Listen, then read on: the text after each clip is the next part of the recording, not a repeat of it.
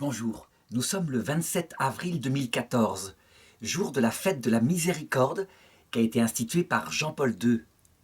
Jean-Paul II qui a canonisé Sainte Faustine.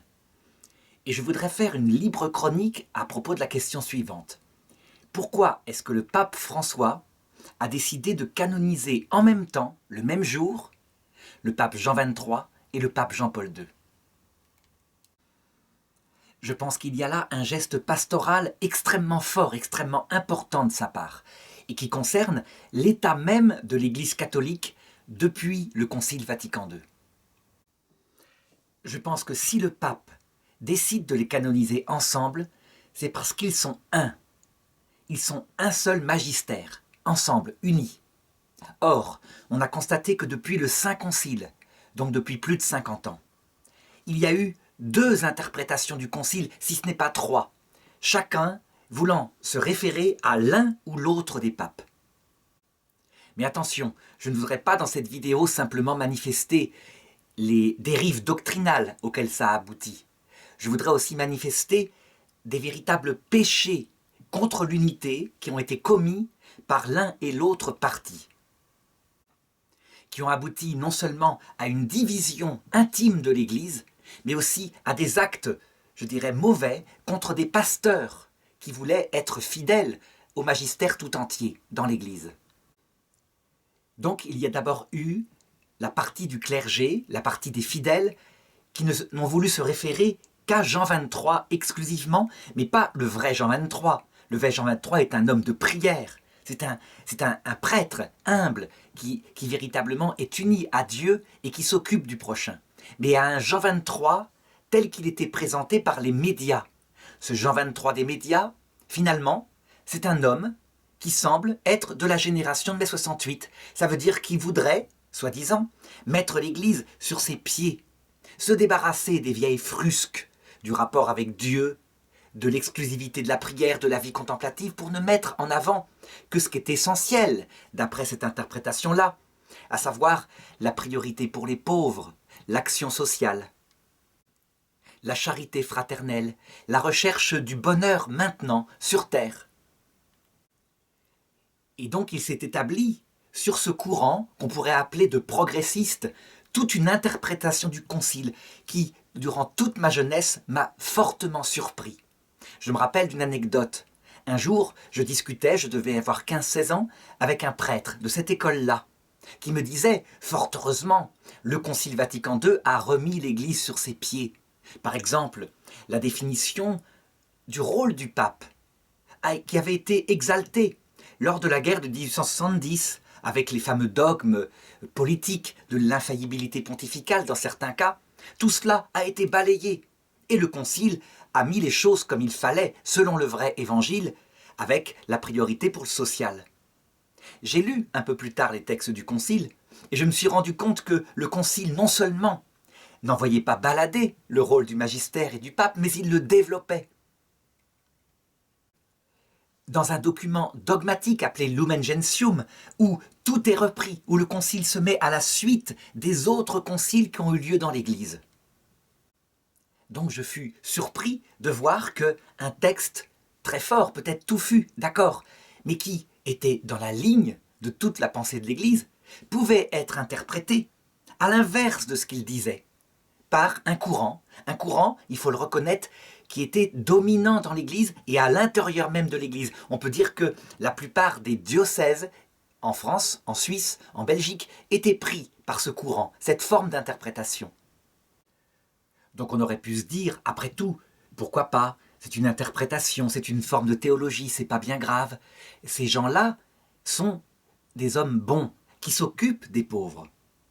Mais en réalité, ce dont je me suis aperçu un peu plus tard, par exemple, lorsque Jean-Paul II a été élu, que moi-même j'ai eu l'âge de commencer à enseigner dans des écoles catholiques, je me suis aperçu, en fait, que les tenants de cette interprétation, discutable, qui n'avaient à la bouche que le mot tolérance, attention aux pauvres, se manifestaient aussi les plus durs, les plus intolérants.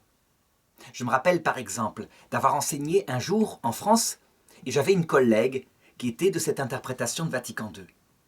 Et quand Jean-Paul II comment dirais-je, avait eu son attentat après 1981, je me rappelle l'avoir entendu dire « Ah, s'il avait pu être tué, on aurait été débarrassé de ce pape sectaire qui revient aux vieilles lunes de jadis, etc. » On pourrait dire que cette réflexion venant de cette dame, bon, ça n'engage qu'elle. Mais en réalité, je me suis aperçu que tout ce courant, n'ayant que tolérance à la bouche, ce courant, disons, chrétien de gauche, avait pratiqué habituellement un sectarisme étonnant, à savoir une méthode efficace de tri sélectif de toutes les personnes qui, voulant rentrer au séminaire pour être prêtre avec une vocation liée à un amour de Dieu, c'est logique, il y a tout de même un célibat.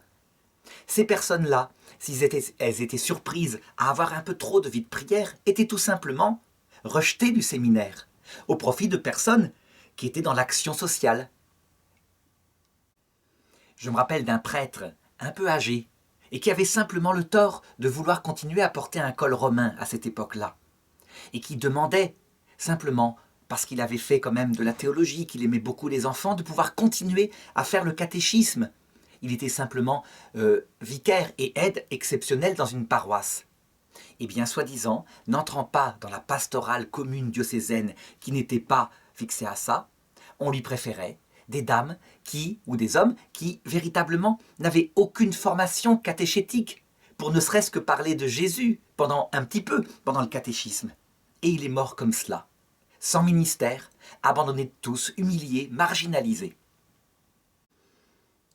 Il faudra bien un jour regarder les actes qui ont été commis par cette génération qui, alors que je fais cette vidéo, est âgée d'environ 70 ans, 75 ans. Elle partait d'une bonne intention. Il s'agissait aussi de fuir des excès qui avaient été faits auparavant. Je pense à l'époque des cardinaux Ottaviani, le Saint-Office, des interdictions de prédication appliquées à des théologiens qui étaient un petit peu en avance, qui d'ailleurs ont été la fine fleur de la pensée de Vatican II. Eh bien, on pourrait dire que cette génération qui disait fortement « Jamais nous, si nous avions été à la place de nos pères, nous n'aurions empêché de prêcher des gens comme cela qui étaient des prophètes. » Eh bien, cette génération, comme dit un texte de Jésus, a dépassé la mesure de ses pères, du côté de l'excommunication, la marginalisation, le bannissement de ceux qui ne pensaient pas de la même façon. Et puis, à l'inverse, évidemment, il y a eu le courant opposé, un courant qui a fini par un vrai schisme, lui, un schisme authentique avec excommunication. C'est le courant de Monseigneur Lefebvre. Monseigneur Lefebvre, eh bien, on peut dire qu'il se révolte contre le concile tout entier, mais il faut lui reconnaître cela. Il se révolte souvent à la vue de certains abus qu'il croit être le Concile Vatican II, et qui sont ceux que je viens de décrire actuellement. La position de Monseigneur Lefebvre est extrêmement difficile à défendre, et je voudrais conseiller sur Internet une chronique que l'abbé Fabrice Loiseau, qui est un membre, je dirais, fondateur de la Fraternité Saint-Pierre, une fraternité traditionnaliste qui pour le coup est dans l'Église catholique. Un article qu'il a écrit, où il manifeste à la voie sans issue à laquelle a conduit Monseigneur Lefebvre, à savoir, à la fois, vouloir reconnaître l'entière doctrine de l'Église, donc la protection charismatique que Dieu donne à son magistère, au pape, au concile uni au pape, et en même temps, l'idée que ce pape serait dans l'erreur, qu'ils seraient tous dans l'erreur. À partir de Jean 23, donc Paul VI, Jean-Paul II, Benoît XVI, etc. Ce courant était intenable pour plusieurs raisons. C'est parce que la position, évidemment, est entre deux chaises. Donc certains ont essayé de la justifier en disant « c'est très simple, le Concile Vatican II est exclusivement un concile selon Jean 23, donc un concile pastoral. Il n'engage en rien la foi de l'Église, donc on peut se tromper en pastoral, les papes ne sont pas infaillibles en pastoral, ce qui est vrai. Le problème, c'est qu'il y a eu le pape Paul VI, et que le Concile Vatican II, après la mort de Jean 23, est devenu un concile doctrinal. Il a défini profondément la foi. Il y a même 2 constitutions dogmatiques, une sur l'Écriture, une sur l'Église.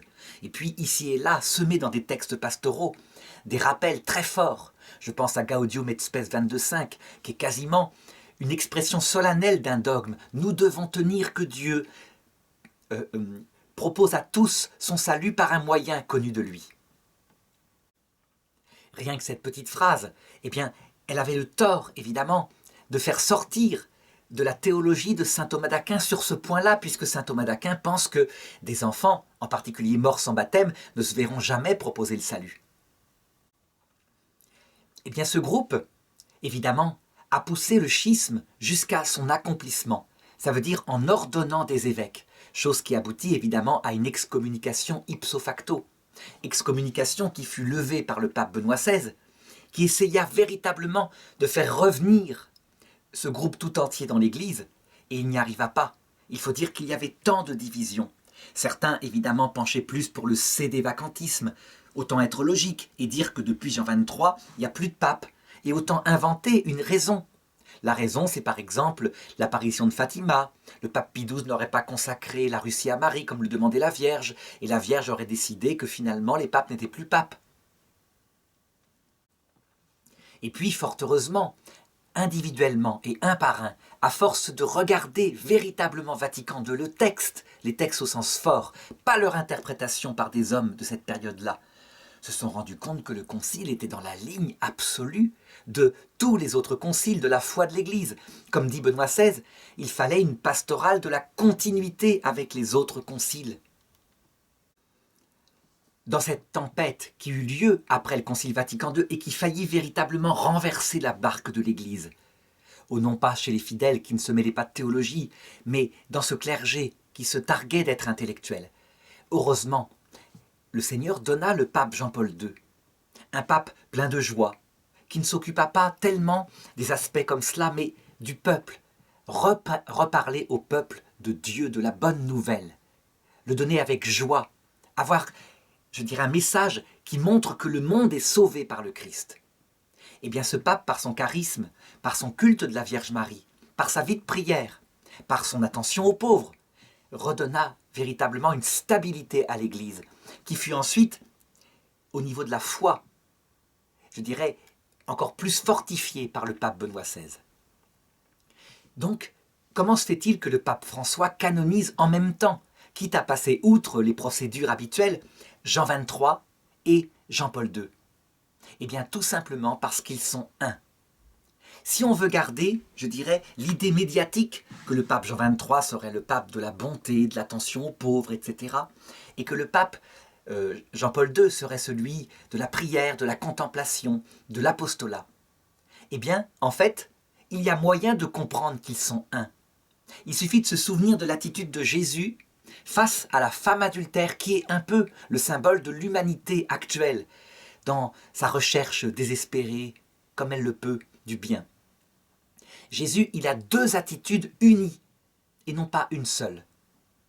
Si c'était le pape des médias, tel que le présentent les médias, à savoir Jean XXIII, Jésus n'aurait dit à cette femme qui a failli se faire lapider « Je ne te condamne pas ». C'est l'amour qui s'exprime. La personne, en l'occurrence, jamais il n'a condamné une personne fragile, tombée dans des péchés comme cela, péché de la chair en l'occurrence.